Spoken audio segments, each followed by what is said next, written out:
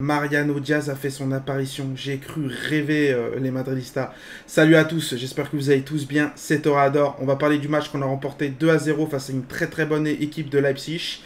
Manque de solution de la part du Real Madrid pendant cette première période et cette seconde période. Après, par rapport au changement, on a su quand même remporter ce match.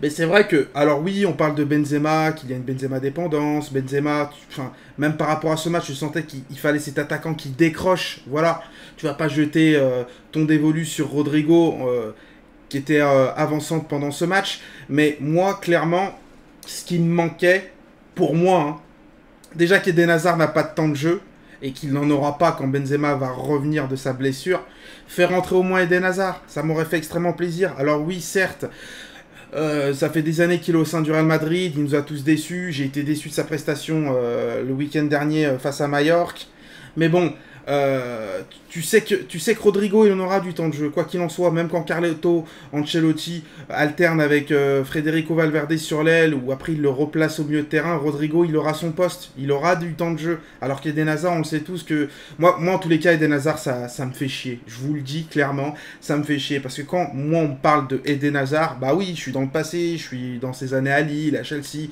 mais tu sais qu'il y a le potentiel, tu sais qu'il y a le talent, tu sais qu'il y a la technicité, il manque ce truc, j'aurais aimé voir Eden Hazard jouer pendant ce match. Enfin bon, bref, voilà. Qui plus est aussi, on avait Omar Da Fonseca pendant ce match qui disait que, alors oui, certes, c'est compliqué de jouer sur des centres pendant ce match parce qu'il y en a très peu qui marquent de la tête.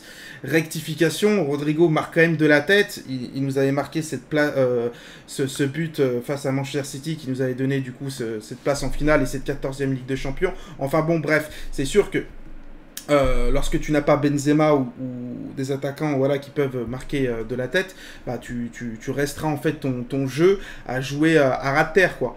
Enfin bon, manque de solution, j'étais un petit peu énervé. Puis comme d'habitude, Carlo Ancelotti, les bons changements. Il décide de replacer Federico Valverde en tant que milieu de terrain. Grand débat. Pour certains pensent que c'est mieux qu'il reste à droite. Moi, je vous le dis clairement, Federico Valverde, son poste de prédilection, et là où on peut tout voir sa qualité, c'est au milieu, les gars. Qu'est-ce qu'il peut régaler? Et encore toujours lui, pareil, il vient percuter par sa vitesse, comme il le fait si bien. Le petit crochet qui enrhume un joueur de Leipzig, et puis derrière cette frappe pied gauche. Le gardien n'a pu absolument rien faire. Masterclass, hein, l'homme fort du moment. Notre Federico Craquito Valverde, mon chouchou, ça fait extrêmement plaisir. Et on a l'entrée de Mariano.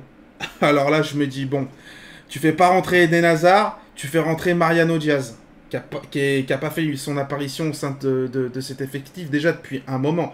Tu fais rentrer Mariano Diaz.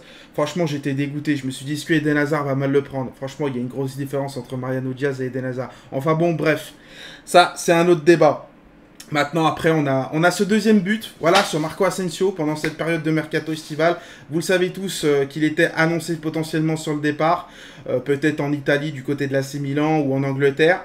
Et puis, on a ce coup de pied arrêté, hein, Toni Kroos, toujours pareil, hein, Léo Kage avec Luka Modric, qui sert Marco Asensio. Vous connaissez la patte gauche de Marco Asensio, en une touche, magnifique, elle rentre. 2-0. Et le fin mot de cette histoire sur le Real Madrid, c'est toujours pareil, les Madridistas. Ça me fait repenser à le message que j'avais reçu dans les commentaires d'un abonné. Je me rappelle plus qui c'est. Je te passe le coucou, mon frérot. Il m'avait dit que le Real Madrid, c'était comme une copine ou avec une ex. Elle te dit non, t'essayes d'entretenir la flamme, ou du moins te battre pour essayer de la voir et sortir avec elle.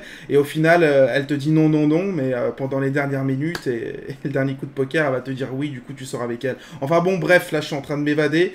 Mais sinon, voilà, ça fait extrêmement plaisir. On a gagné tous nos matchs, si je compte le match qu'on a gagné, enfin cette super coupe d'Europe.